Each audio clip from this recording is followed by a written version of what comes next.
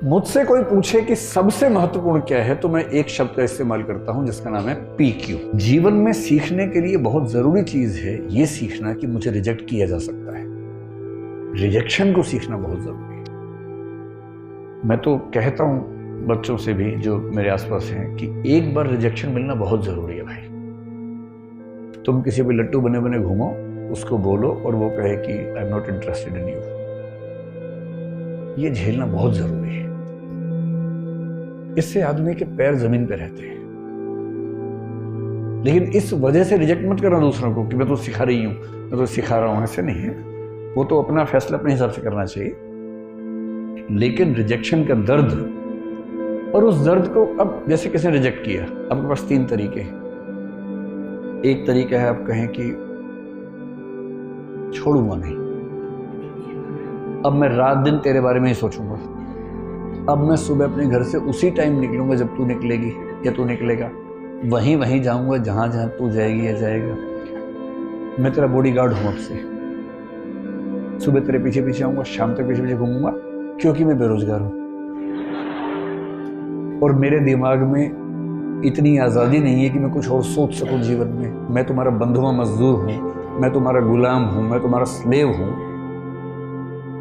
और ऐसे ही मूर्खों ने ऐसे गीत लिखे, जो तुमको हो पसंद वही बात कहेंगे, तुम दिन को अगर रात कहो रात कहेंगे। अजीब बात है भाई, तुम दिन को रात कहो मैं भी रात, मैं गधा हूं कि मैं रात कहूंगा दिन को यार। वही साहिर वाली बात, ले दे के अपने पास एक नजर ही तो है, क्यों देखे जिंदगी को किसी की नजर से, हम अपनी नजर से देखेंगे, क्यों किसी के पीछे पागल होंगे। भाई आपको कोई अच्छा लगा, आपने कहा, उसने मना कर दिया, बात खत्म हो गई। पूरी ग्रेशियसनेस के साथ, पूरी डिग्निटी के साथ रिजेक्शन को एक्सेप्ट कीजिए कि चलिए ठीक है, आपने मुझे मना कर दिया, आई एम सॉरी, आज के बाद मैं कभी आपको परेशान नहीं करूंगा। हाँ, याद रहेगा और जीवन में कभी मिलेंगे तो मित्र की तरह मिलेंगे, दोस्त की तरह मिलेंगे। ये कह के ईमानदारी से हट जाइए, इसमें क्या दिक्कत है। दूसरा तरीका ये है कि जैसे एक फिल्मी गीत में कहा गया, तुम मुझको न चाहो तो कोई बात नहीं, किसी और को चाहोगी तो मुश्किल होगी। अरे यार, तुम ठेकेदार हो क्या? तुम मुझे नहीं चाह रही, कोई बात नहीं, जिंदगी भर कुंवारे बन के रहो, कुंवारन बन के रहो तो ठीक है। किसी और को चाहा तो मैं नाराज हो जाऊंगा। मैं अलाउद्दीन खिलजी हूं क्या? अजीब हाल है भाई, काहे खिलजी बन के घूम रहे हो? इससे अच्छा क्या है, चलिए कभी आप किसी और के साथ होंगे तो मैं बधाई देने के लिए आऊंगा। अगर आप सच में उससे प्रेम करते हैं, आप तो दरअसल खुद से प्रेम कर रहे थे, आप अपनी ईगो से बाहर निकल नहीं सकते। आप कह रहे हैं कि मुझसे प्रेम नहीं करती, कोई बात नहीं, इतनी आज़ादी दे रहा हूं, किसी और से किया तो 8 निकाल दूंगा। ये आप इससे प्रेम कर रहे हैं, ये इसको वस्तु समझ के कब्जा करना चाह रहे हैं इसके ऊपर, आप ठेकेदार हैं इसके। ये ठेकेदारी अगर मन में आती हो, उसको मन से निकाल दीजिए, एक कायदे का इंसान बनिए। और सबसे अच्छा रास्ता है इग्नोर। इसने कहा कि मैं आपको पसंद नहीं करती हूं या नहीं करता हूं, आपने कहा ओके थैंक यू। उससे कहा थैंक यू क्यों? आपने कहा 4 रास्ते और खुल गए। अरे क्या हो गया इसमें क्या? और एक बड़ा प्रसिद्ध शेर मेरे नाम से लोगों ने बहुत फैला दिया, तू नहीं कोई और सही, तू नहीं कोई और सही, मेरा नहीं है वो। मैं तो यहां से सुनता हूं वहां बोल देता हूं, मैं तो इतना ही करता हूं। इसका इस शेर के 2 फॉर्म्स हैं, एक फॉर्म दूसरा भी है। अगर तू है हर जाई तो अपना भी ये तौर सही, तू नहीं कोई और सही, कोई और नहीं कोई और। एक तो ये है, ये तो उनके लिए जब कोई हरजाई हो जाए, हरजाई का मतलब बेवफा हो जाए, है ना, ये तो उनके लिए है। अगर वो वाला मामला नहीं है, आपने गुलाब का फूल भेजा और वहां से गोभी का फूल आ गया वापस, इसका मतलब तो मुंह गोभी जैसा करने की जरूरत नहीं है, वहां उस अदा से बोलना, तू नहीं कोई और सही, कोई और नहीं कोई और सही, बहुत लंबी है ज़मीं, मिलेंगे लाख हंसी, इस जमाने में सनम तू अकेली तो या फिर तू अकेला तो नहीं। ऐसा थोड़ा ना कि केवल किसी पे होगा, किसी पे भी हो सकता है, दोनों पक्षों पे हो सकता है। इग्नोर करना सीखना है, कोई बात नहीं। और 2 दिन बाद कोई आपसे पूछे, यार तूने काट दिया था, उसने तुझे रिजेक्ट कर दिया, कैसा लगता है? और आप कहें कौन? आपने कहा परसों उसने रिजेक्ट किया। किसने?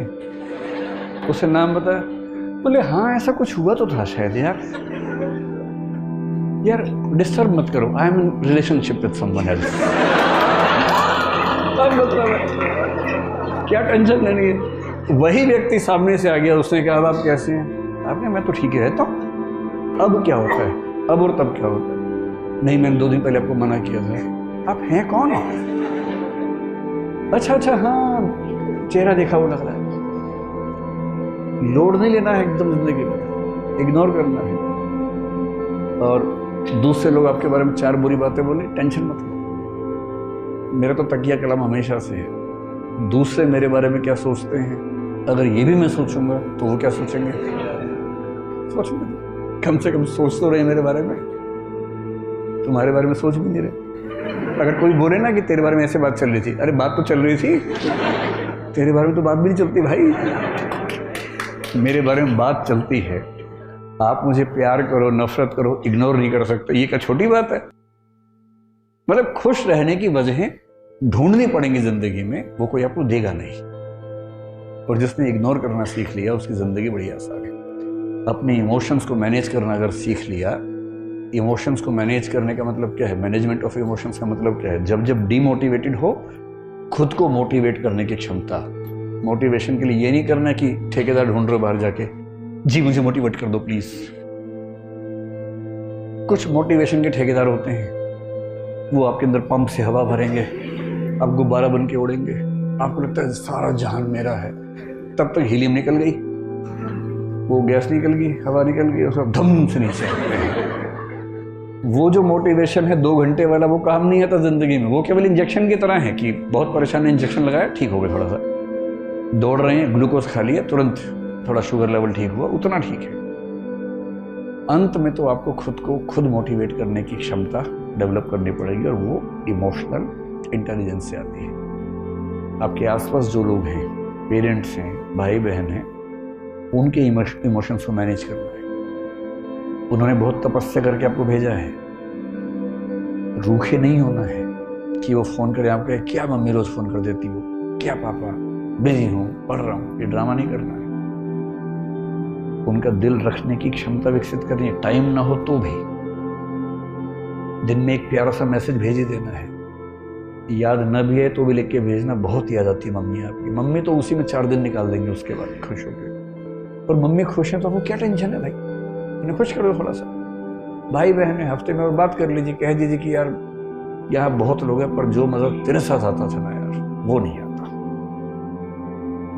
ये सब बातें बहुत जरूरी है जीवन में, ताकि आपके जो संबंध है, इमोशंस हैं, वो ठीक रहें, वो भी आपके प्रति अच्छा महसूस करें, और आप भी अच्छी फीलिंग रहे कि आप कनेक्टेड हैं। एक संसार आपके पास है जो आपकी चिंता करता है। और यदि आप इन सब चीज़ों को मैनेज कर पाएंगे, देखिए नरेंद्र मोदी हों, अरविंद केजरीवाल हों, या जो भी सफल लोग हैं, या महात्मा गांधी हो मान लीजिए, अगर कोई मुझसे पूछे कि ये लोग सफल क्यों हुए इतना ज़्यादा, ईमानदारी से बताइए। महात्मा गांधी, नरेंद्र मोदी, अरविंद केजरीवाल और प्रसिद्ध नेता ममता बनर्जी मान लीजिए, अगर इन सबको हम कैट के टेस्ट में बिठाएं, मैनेजमेंट का जो होता है ना, कैट सुना होगा आपने, क्या गारंटी है कि इनका स्कोर बहुत ऊंचा आएगा? शायद ना आए। अरविंद केजरीवाल क्योंकि इंजीनियर हैं, शायद थोड़ा सा ऊंचा आ जाए क्योंकि उनकी बैकग्राउंड वो है, लेकिन बहुत सारे नेता हैं जो ऐसा नहीं लेके आएंगे। महेंद्र सिंह धोनी का शायद नहीं आएगा, मेसी का नहीं आएगा, शायद लायनल मेसी का नहीं आएगा, पर ये लोग सफल तो है ना बहुत ज्यादा। इन व्यक्तियों की सफलता का सबसे बड़ा कारण मुख्य रूप से महात्मा गांधी हैं, मोदी जी हैं, केजरीवाल जी हैं, ये सब जो हैं, उनके अंदर ये क्षमता बहुत ज्यादा है कि वो समाज के इमोशंस को समझना, उसको अपने हिसाब से रेगुलेट कर पाना, इस क्षमता से भरे हुए लोग हैं।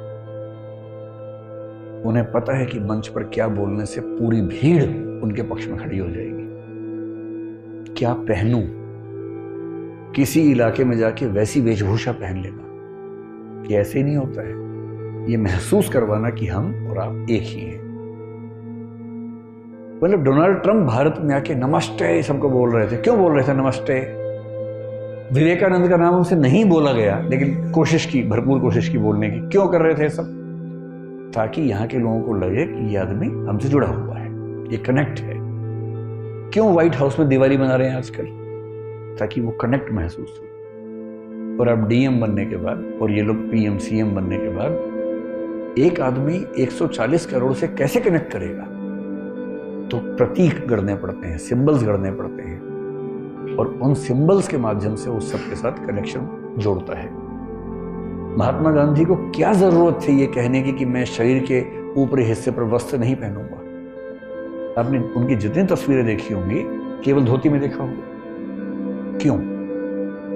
क्योंकि जिस देश में लगभग सब लोग गरीब हों, उस देश की जनता को ये कैसे समझाए एक ऐसा लड़का जो इंग्लैंड से वकालत पढ़ के आया हो, वो कैसे समझाए कि मैं अपने से एक हूं? और उसने कहा कि मैं कपड़े उतने ही पहनूंगा जितने इस देश का आम आदमी पहन सकता है। ये इमोशनल इंटेलिजेंस का चरम उदाहरण है। नमक का सत्याग्रह क्यों किया? मिर्च का क्यों नहीं किया? खरबूजे का क्यों नहीं किया?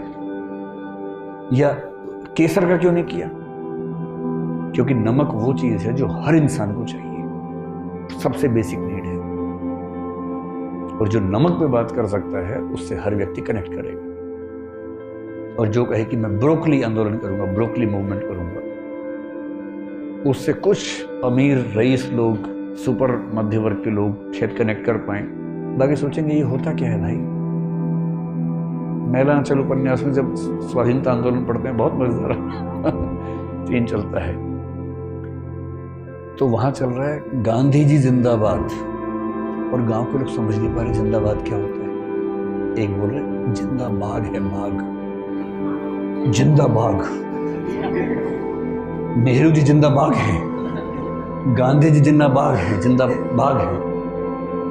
अब आपके मुहावरे गांव में कैसे पहुंच रहे हैं? आप जिंदाबाद कर रहे हैं, वहां जिंदाबाद समझ रहे हैं।